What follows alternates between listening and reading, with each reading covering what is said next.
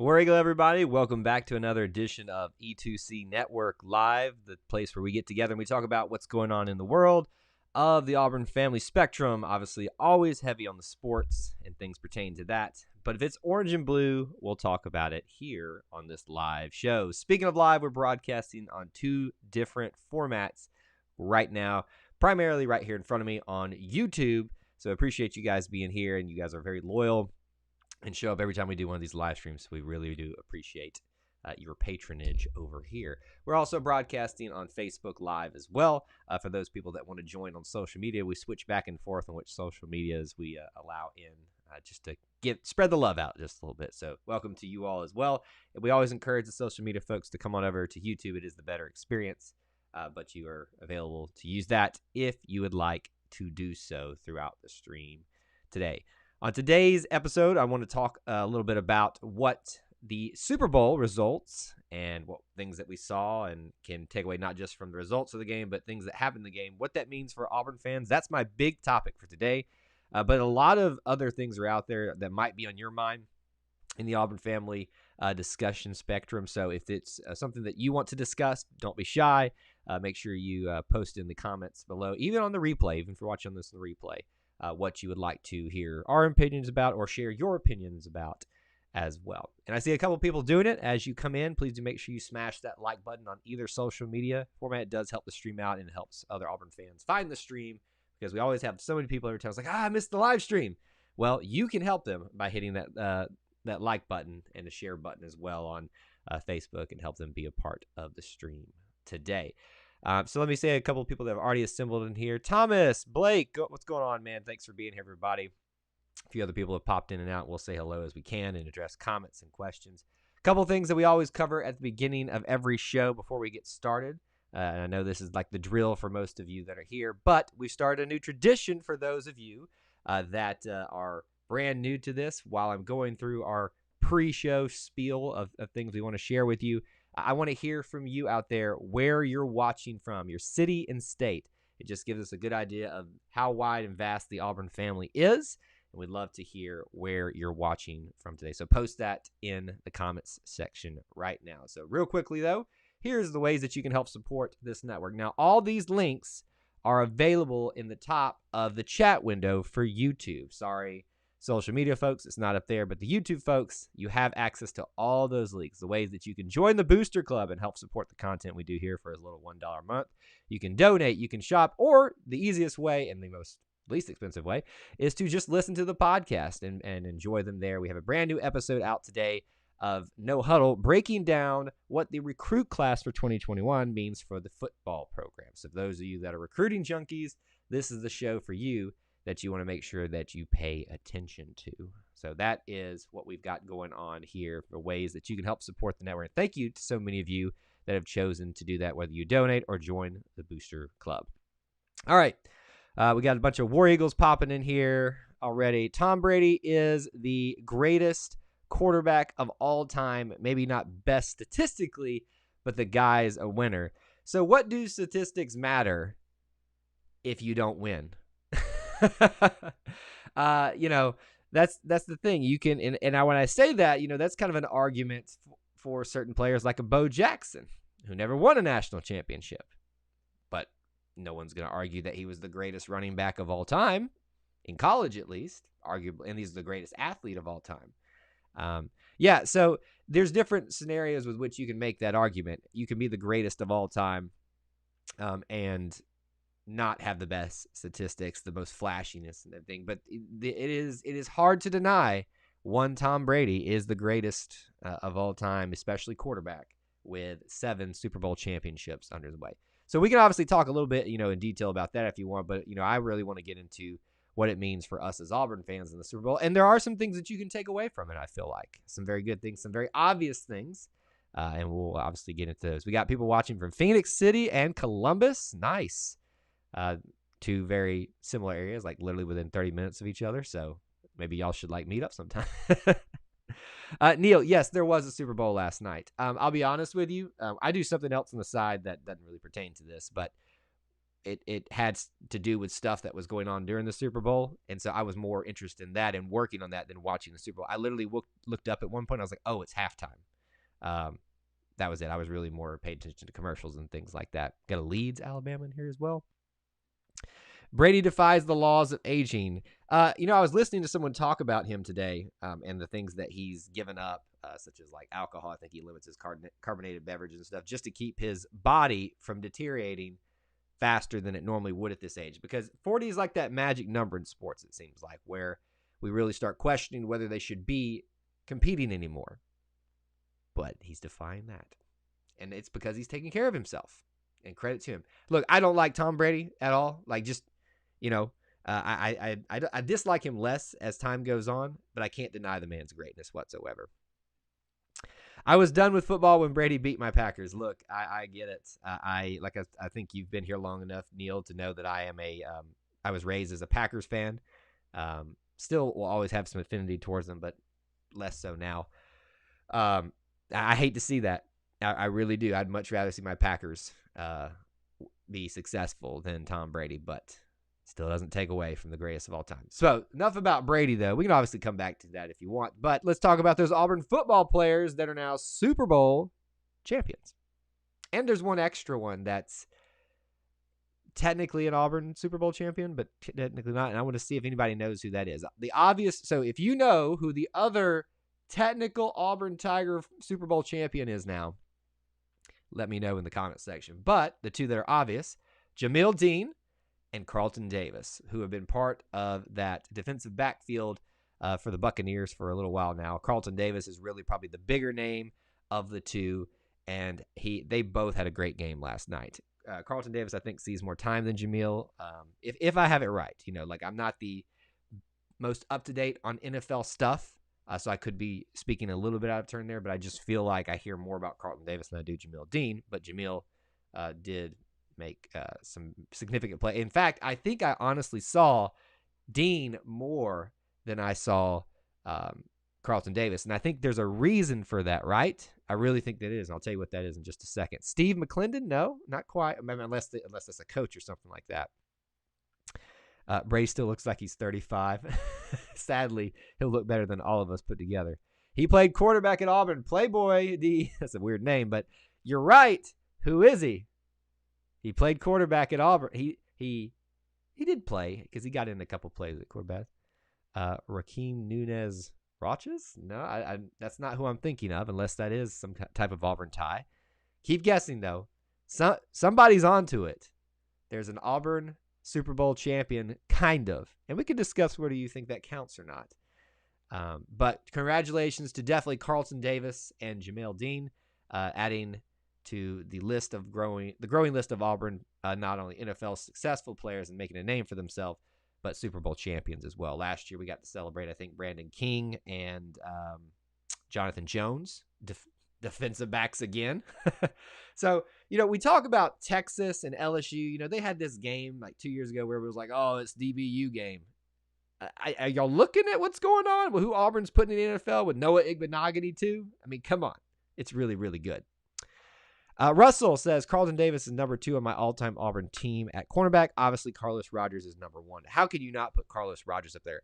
Here's the thing, though. When all is said and done, if Noah is as good as his first-round surprise pick showed, he could be the best of all time. I think what propels Noah's, because remember, he's a player who switched positions, being a wide receiver, switched over to defensive back, and the switch worked beautifully. One of the most brilliant moves by Coach Malzahn was taking an athlete that was probably going to be better what we thought we best utilize as a wide receiver and turn him into a first-round cornerback. It's an outstanding move. And I know that's not the popular thing right now is to give Coach Malzahn credit for things, but I'm going to when there are obvious and clear examples of when that happens. So there's one thing that Auburn fans can take away is that defensive back U happened during Malzahn's tenure, which is really weird to say. There it is, John Franklin of Last Chance U. So you all tell me this, yes or no? Do you count that as, and I figured that's what was taking so long, D, when you had to look that one up. What do you think is, or do you think John Franklin should be counted as an Auburn Tigers Super Bowl champion? Because here's the question I ask of you. We were talking about during the playoffs a couple of weeks ago on one of these live streams about Auburn players in the NFL, and we counted, the wide receiver that I'm Duke. We counted Duke Williams, and even Auburn football counted Duke Williams, but he never graduated from Auburn, right? I don't think he did. Yeah, I don't think he did. We counted that. So why wouldn't you count John Franklin?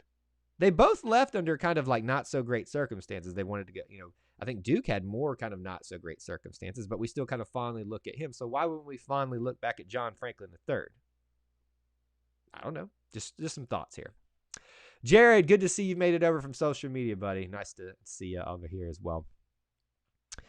Roger McCreary is extremely underrated. You can tell he's good because you don't see him much in games, which means he's locking them up so much that they don't throw it at him. Here's the funny thing about that stereotypical Auburn fan. Roger McCreary got picked on so much when he first got, and when he got into the starting lineup, there was a lot of Auburn fans scratching their head, being like, what? It shows you how a 3-star is sometimes a 5-star. I love Roger McCreary.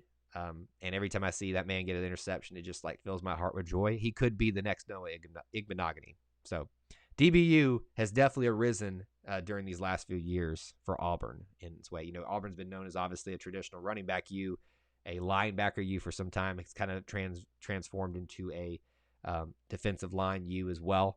Defensive backs, they're starting to really become a pipeline for Auburn. And Roger has Noah's the next one in line for that. Roger has a chance for that. There are a couple of other Auburn, dark horses out there. Brandon King had some. Jonathan Jones. I don't think many people thought that he was going to be a significant contributor on an NFL squad, but he is. He is.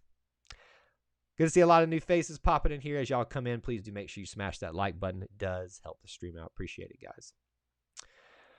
I guess you can count that. Florida can count Cam Newton as a Florida Gator. It's true. So you gotta think of it that way. But we all know who he belongs to. So yeah, I don't have any problems. Isn't Franklin like a DB now? He is. No. I think he's listed as a wide receiver now. He's an athlete, and they will utilize him to whatever level they feel like they can. Is really what it amounts to. Noah's my nickelback. Nice top 3 at cornerback. I agree with you. DBU still going with the current players. And so that's one of the beautiful things that's happened here. And I think the things that gets lost in a time where there's a lot of divisiveness amongst the Auburn fan base, especially around the topic of Coach Malzahn. He did a lot of good things for Auburn, despite what many people think, in turning defensive back U into. And then, so here's the other side of that is a lot of people will say, well, that was the defensive coaches. But you give credit to Nick Saban for when he does those things. Why don't you give it to him? Gerard Powers, longtime NFL career, yes. I always remember Gerard for that interception against Northwestern. Could have used him in this last bowl game. Down the sideline, which kind of really sparked the victory for the Tigers. So that's another great defensive back name. But that's even during that's during the Gene Chizik time, and he was there while Malzahn was offensive coordinator. But yeah, you can maybe say that's kind of where that trend started. Because, after that point, then you've got the Jonathan Joneses and then Carlton Davises and all that kind of Brandon Kings, all that kind of start rolling in there. So that's kind of probably where it began. And we've had great defensive backs in the past, Junior Rosegreen, Carlos Rogers, plenty of those type of guys. Nico Thorpe's that has had a pretty decent career, I think, with the Seahawks. So defensive back U is great. So, when I said the title of the show was takeaways from a Super Bowl as an Auburn fan, that's one of them. Obviously, we've talked about celebrating Carlton Davis and Jamil Dean, and so happy for them. When one of the Auburn family succeeds, we feel like, and it's not nothing about what we did, we just love to celebrate with them. And that's what's great about being part of the Auburn family, is that we get to celebrate with everybody else, especially those that are, belong to the orange and blue. The other thing is that Auburn, and we've kind of talked through it here, Auburn has become a defensive back U in the last couple of years. So that's a great thing to take away from a time where Auburn doesn't seem to be having the success that many people want it to have. So that's a great thing for Auburn to sell and to pitch to players or potential recruits. So you pitch it across several different coaching tenures. Not several, but 2 of them. So this started in the Gene Chizik era, was maintained through Malzahn. Why wouldn't it continue through Coach Harsin as well? It's a great pitch for recruiting, so that means a lot of good things for the Tigers. Rogers and Rose Green, my good old days. Yeah, it was Junior Rose Green actually pops in here every once in a while. I think when we're live on Twitter is when he follows it. We even told him live one day in the live stream. It's like, man, that hit you laid. And he just kind of like smiled. He sent you the smile emoji at it. It was hilarious having him here. Jonathan Jones, Davis, Dean, Noah, McCree next year, all in the league. DBU definitely is what that means right now. So that's a huge takeaway for you, the Auburn fan, from the Super Bowl. Here's the other thing, and this is more just fun, and it's not, you shouldn't really take this all that seriously, but someone posted a graphic today, and I forget, maybe it was Fox Sports on Twitter, said like, retweet if your school has a player that won the Super Bowl. You know who didn't? Alabama. It would be an Auburn stream if we didn't bring up and downplay Alabama. So take solace in that, Auburn fans, that your rival school had no one in the Super Bowl victory column. I think they had someone on the losing column, but not in the winners. And we had 2 of them. So that's another takeaway there that should make you feel really, really good about what happened last night. And, that's kind of, as someone who is not as excited about professional football, that is one of the big takeaways that's how I get invested in, is finding obviously the players, but the storylines to look towards to make it worthwhile for me to watch the Super Bowl and things like that. And I used to, I was thinking about this morning, actually. I remember I was driving, doing an errand this morning, when I used to wake up on Sunday mornings before we went to church and ask my dad for the paper so I could read through the stat. And I'd the games that were happening today for the playoffs. And I remember reading about the storyline of Tom Brady, getting the start over Drew Bledsoe and how bad they were probably going to get beat because of that. Boy, how they were wrong. And I think they were playing Elvis Gerbach and the Ravens in that game, and that's what happened. Everybody thought the Ravens were going to be the team to beat again. Auburn recruiting class is undercover really good. I think people may be overlooking it. I think it was Sports Illustrated, Jared, that said that the recruiting class was one of the big winners. I think, here's what I'll say about that. I'm not going to say that they are outstanding just because I don't have anything to go except for speculation and star ratings and stuff like that. I can look at the recruiting class and see a lot of optimistic things to take away from it, but I can also look at some concerns and take away from it. And I think it's fair to see both sides of that, but I always tend to err on the side of optimism, yet cautious optimism. But if SI is right, if your opinion is right, you guys are going to look like geniuses in this. And a lot of times that does happen. So I hope you are right that undercover, this is a very, very, very underrated and surprisingly great class for Auburn. It's a foundation that's been laid is what's important for me. And I think that's what's going to be the most important thing I take away from the recruiting class. Russell agrees with you. Sleepers galore due to COVID undermining evaluations. I'm excited too. Here's the great thing is that this next recruiting cycle will feel a lot more normal, and we'll be able to kind of really find some things more to get excited about when there's not all these other things going on around in the world, hopefully, as they hopefully start moving a little back to normal. And I said this too, and I kind of previewed and said we might talk a little bit about the recruiting class for next year today. We can a little bit if you'd like, but I'm not really as prepared for that today, since I kind of wanted to talk a little bit more about takeaways for Auburn fans for the Super Bowl. But I think we'll do another live stream tomorrow, and we might discuss that a little bit, again, unless some other bigger topic comes up, which it did today, which I thought would be a lot of fun to discuss. Deep defensive line recruits is nice. Just need more offensive line. I mean, really, that's where it begins and ends, is offensive line. And great thing to bring up for my next takeaway for the Super Bowl, as my cup drips, for us Auburn fans. If you watched the Super Bowl last night, and it's funny because my friend AJ, who is one of our co-hosts on No Huddle, which, by the way, they've released their podcast today. If you didn't check it out, you should. Talking about how the recruiting class is going to shape out for the Auburn football team going forward. He'll know who I'm referring to here. That's why I brought him up too. So we've had a friend that has, been respectfully, very critical of Bo Nix. And yesterday, and I think he was being a little bit joking, but I think a little bit of serious too. He said, he texted us and said, "I take back everything I ever said about Bo Nix. Even the greatest quarterback in the NFL." And when he says greatest, obviously we have already talked about Tom Brady, but we're talking about the future of the NFL and arguably the best outside of Tom Brady, the best, most athletic quarterback in the entirety of the world, meaning the NFL is the best in the world, couldn't even get something going last night since he had a bad offensive line. So he finally conceded to that point and said, "You know what? People have been saying that. You have a point. If the best quarterback in the NFL, arguably, in terms of skill and has produced something, can't get their feet set behind a bad offensive line and can't make something happen, then why should we expect Bo Nix to do any better?" So I say that to you not as a little, to say I told you so, but I've been here on this live stream for a long time trying to get people to realize that, because what's happened was, when Gus Malzahn was gone, angry Auburn fans needed a scapegoat, and that became Bo Nix. It did. It just happened. They needed somebody then it became Kevin Steele. Once he was gone, it became Bo Nix. People need to realize Bo Nix is the best quarterback we have, and that is including Demetrius Davis right now.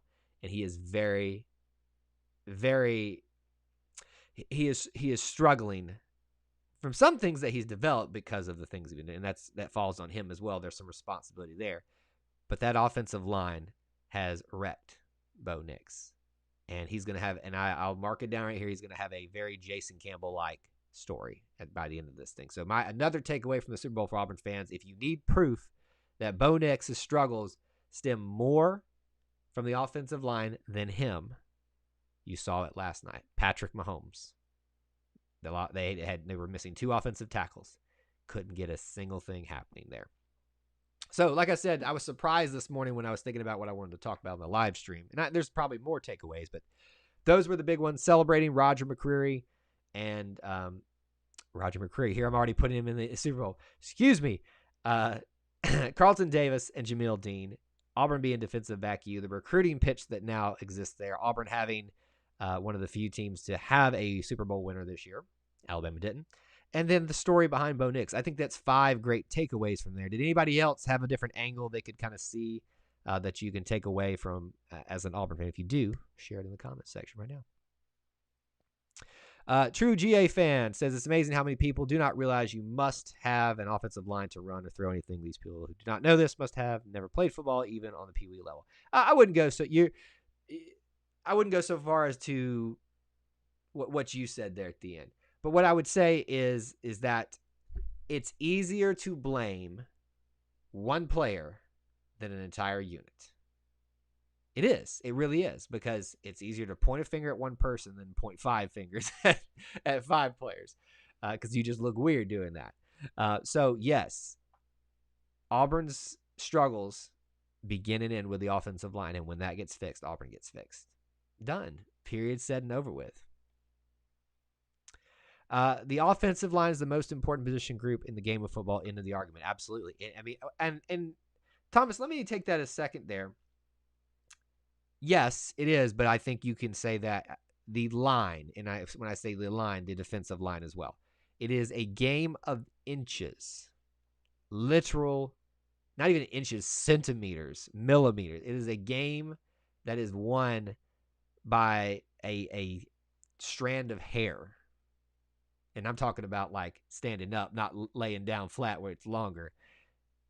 You cannot win if you cannot have a good offensive and defensive line. Jared, good to see you here, my friend. Thanks for being here. I hope to see you on another live stream here soon. Smash the like button on the way out if you haven't, my friend.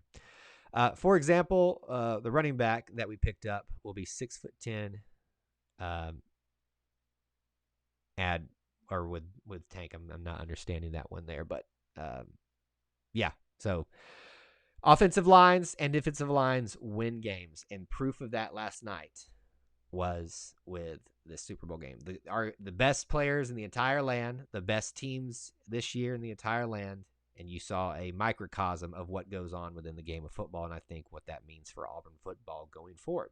So you fix that, you fix Auburn football. So yeah. Thomas asks, favorite Auburn offensive line group. I'm going 2013. Everybody can. I want everybody to share that. You guys thinking if you've got any individuals as well you want to share.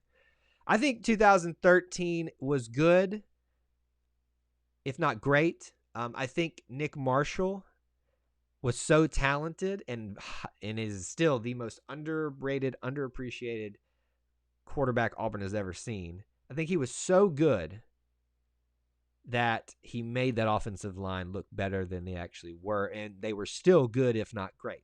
I think 2010, you're talking about Byron Isom, Mike Berry, Lee Zimba, and all of Lee Zimba's his issues that he had. But there have been other great units. I think in the 2000 era when we had Rudy Johnson, who was a great talent as well. You could look back to I think Willie Anderson was still there as part of the team, stuff like that. If not, I think Cole Kubelik was gone by then. But Auburn has put together some very strong offensive lines over the year. And there was a time when they could have been considered offensive line U as well. Auburn's dominated in some group categories over the years, just not for offensive line right now. Cam, yeah, we've been talking about that. It's great to see two Auburn players get a ring. Love to celebrate that with them. And I think there was a picture of them together too, celebrating. It just makes your little orange and blue heart so happy, right? Can I just blame you from now on? It's your fault.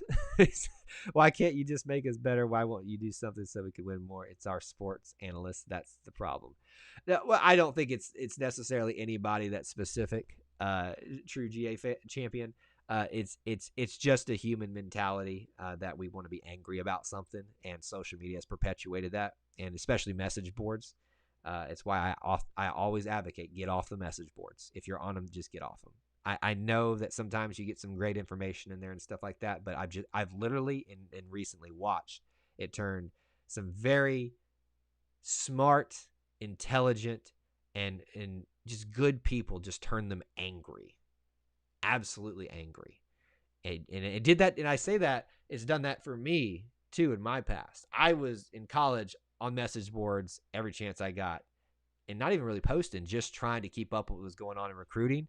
It just made me an angry person. So if you're on message boards, it's obviously your right to do so, but I promise you are a much happier person if you don't spend as much time there. I can personally attest to that, and to people that I know. Don't know how I got on a message board rant, but that's what happens on shows like this. We go down rabbit holes. I'm surprised we haven't had any breaking news yet.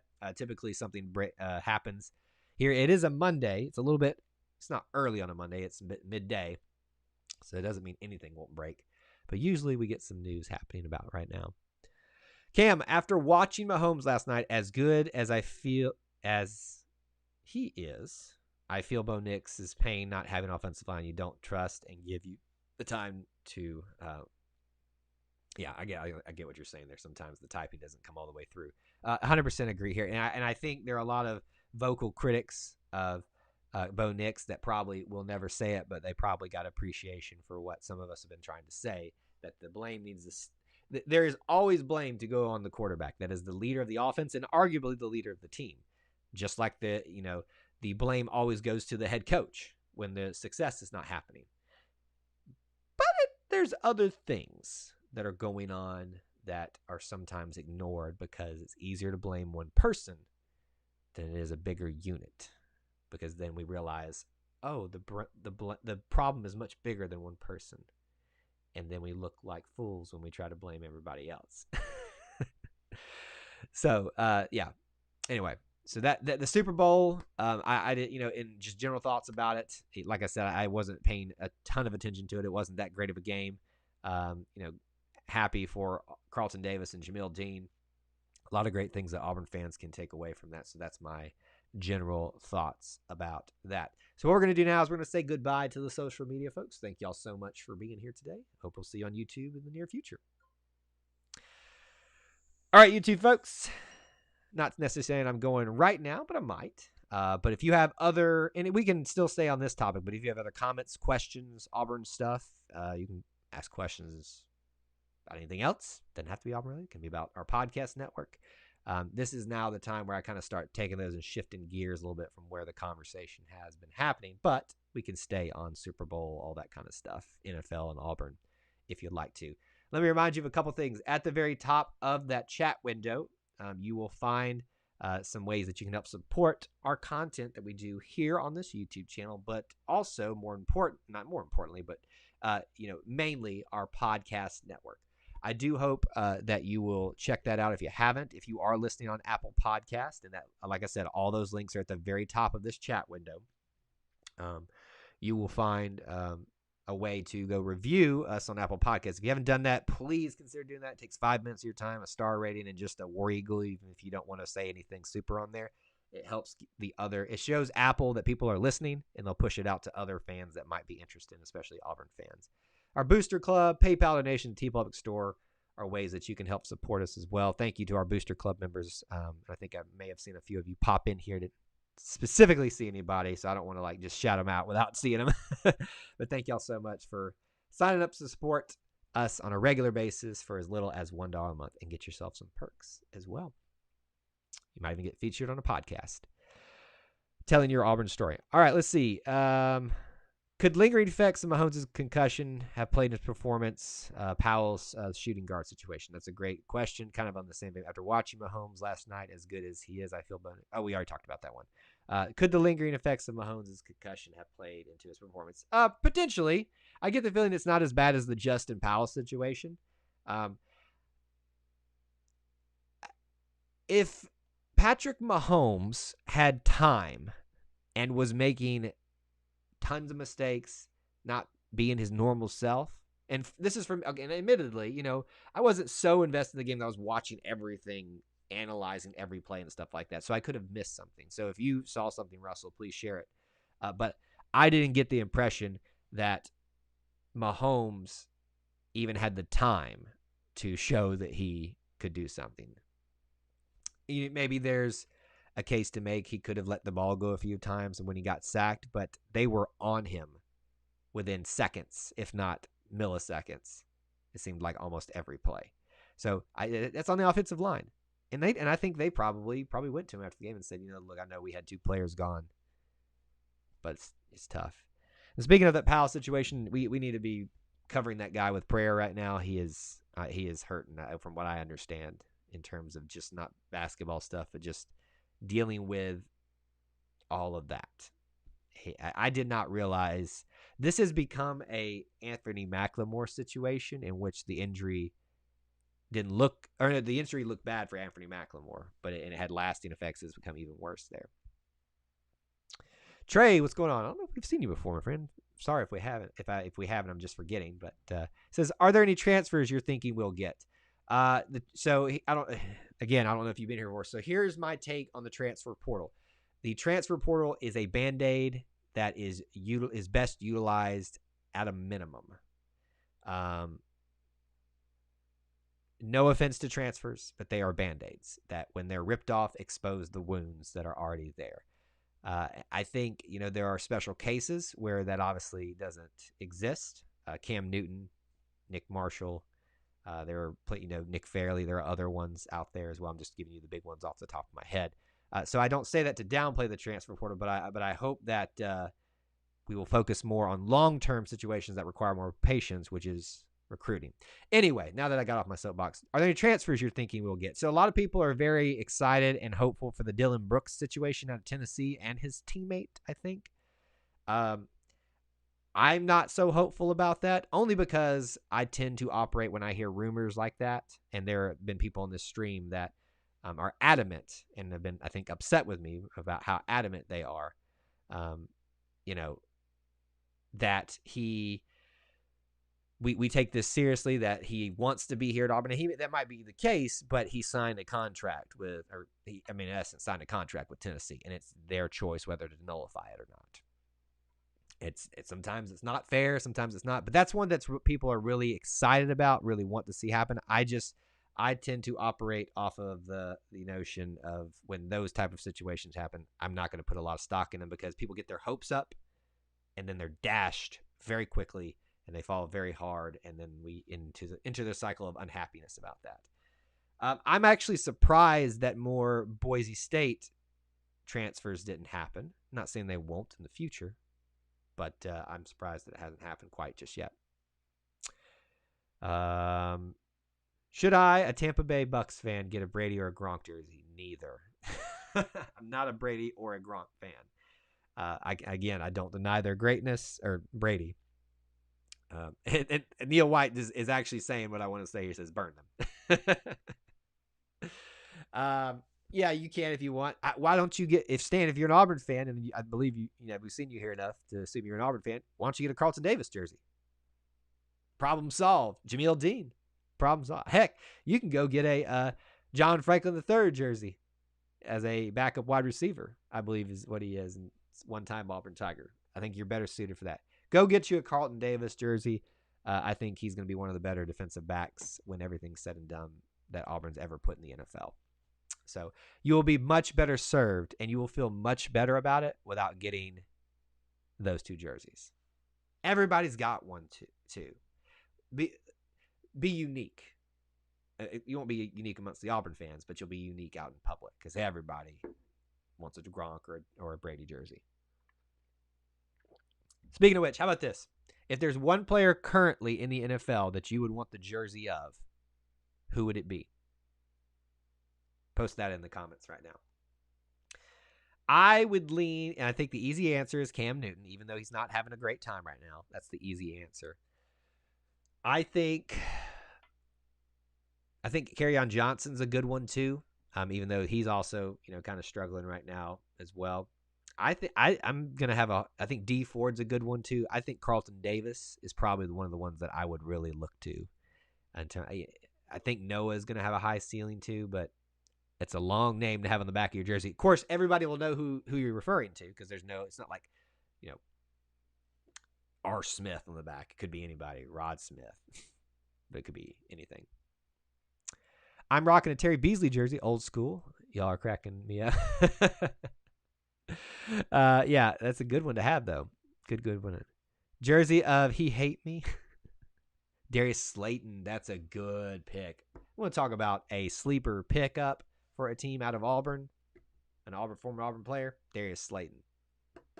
What could have been if Darius Slayton had stayed around a little bit longer? My goodness. Derek Brown's a good pick. I want to see Marlon Davidson. I think he didn't have a big year with the Falcons, but I want to see him do a lot better. Darius, speaking of, it says, I stopped watching after the fourth quarter. I think a lot of us stopped watching earlier than that. It wasn't a great game at all. Braden Smith, Indianapolis Colts, not a bad pick there.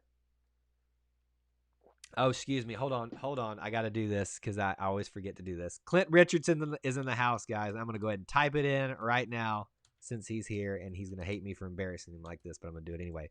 All right, I have put in there is auburnuniforms.com. This is the Auburn uniform guy.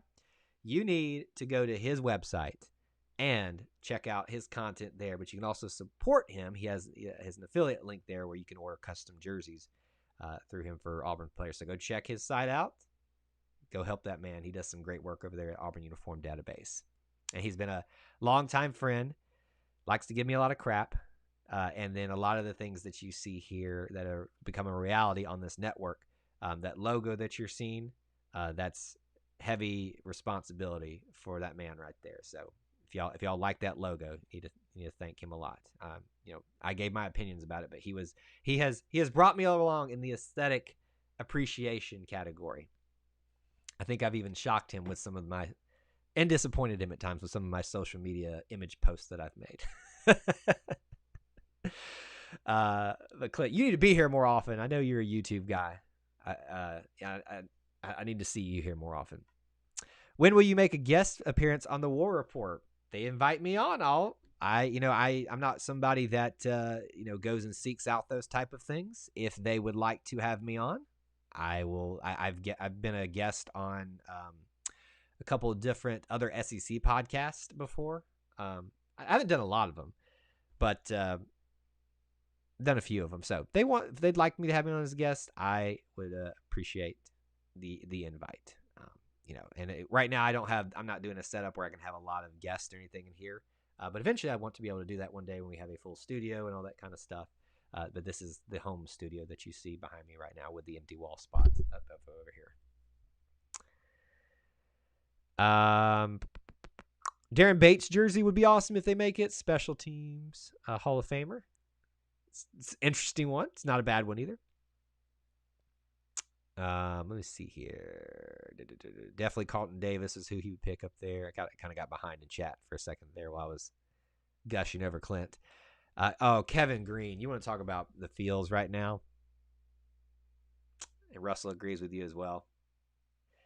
Yeah, that was everybody's had a gut punch this year, but losing names like Pat Dye and Kevin Green during this time, it's been tough. Auburn has been losing way too many important figures.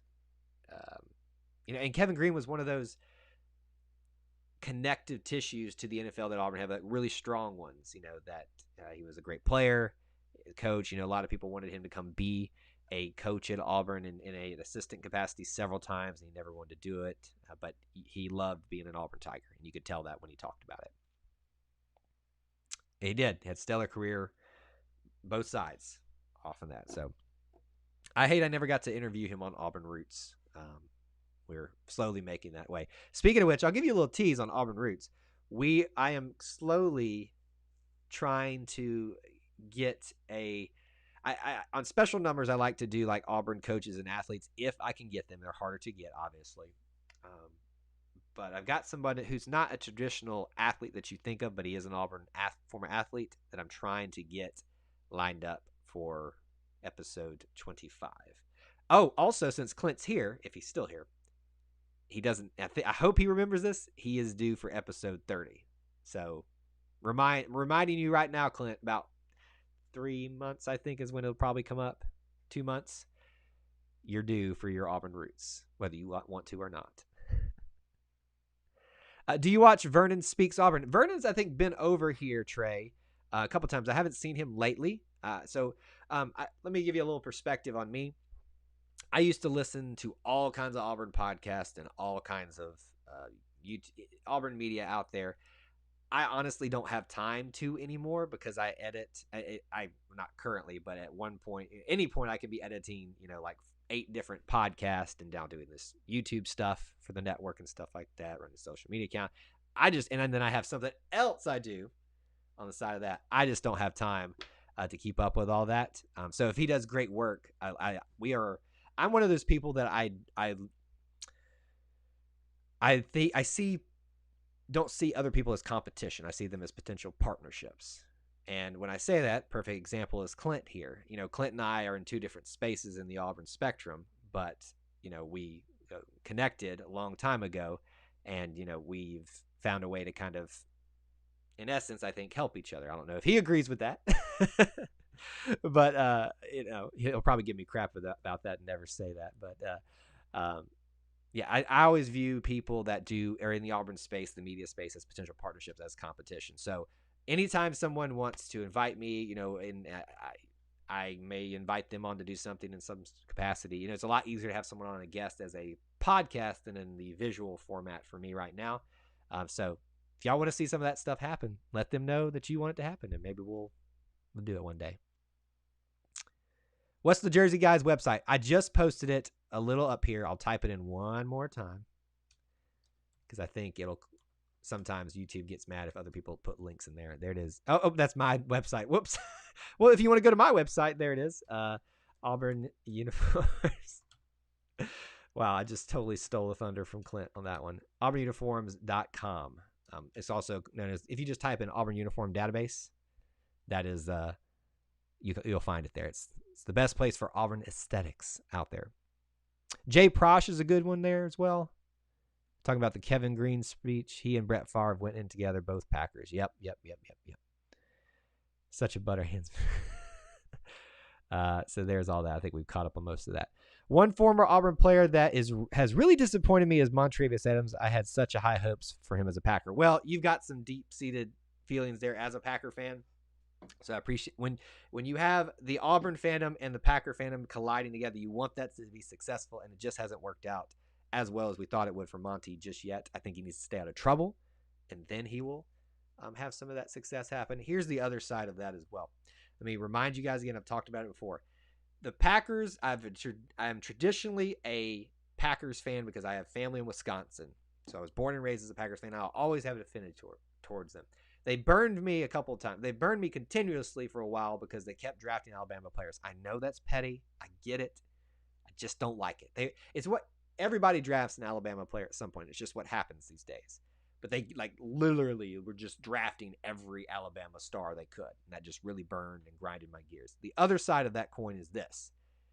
In 2005, that draft, they have the opportunity in the first round to draft Jason Campbell. I remember, and I know what some of you are already screaming about this, and I'm going to get there and admit it. I was sitting in the parking lot after my part-time job because I was in college, following the draft all day, and that part of the draft came up.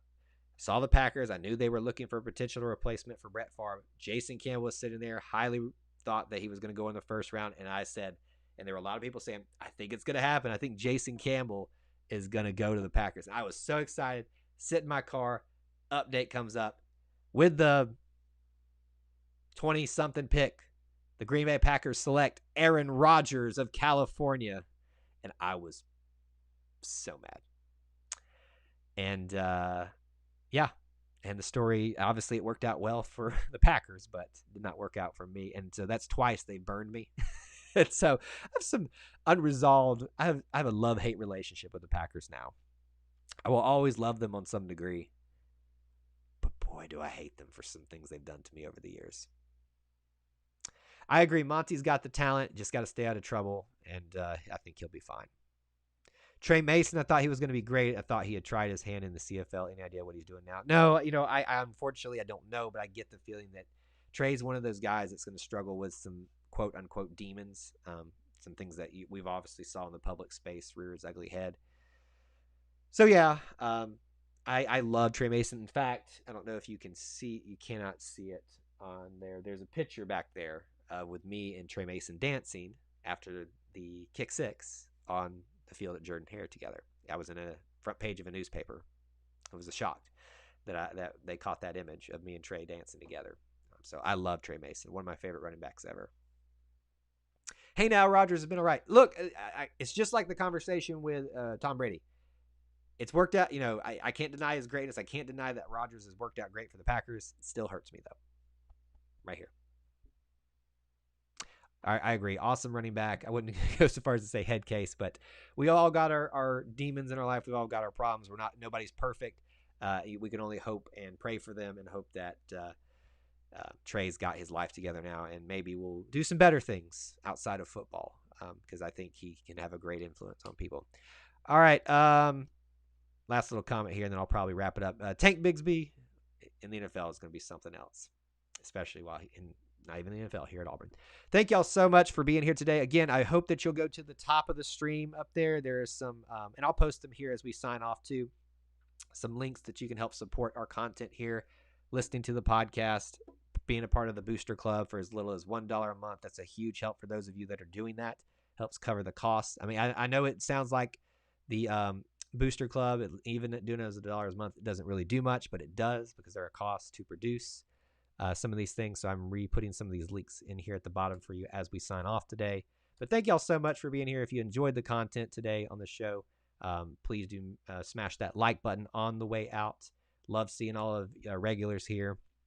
And I believe we'll be doing another live stream tomorrow, late morning, something like that, if you want to be a part of it. And we will probably talk about some future recruiting stuff. So that means Trey popped up there. That means Clint won't be here tomorrow because he hates recruiting. Anyway, Trey, thank you so much for the kind words. Neil, as you as well. Appreciate all of you, and we'll see you again very soon. War Eagle.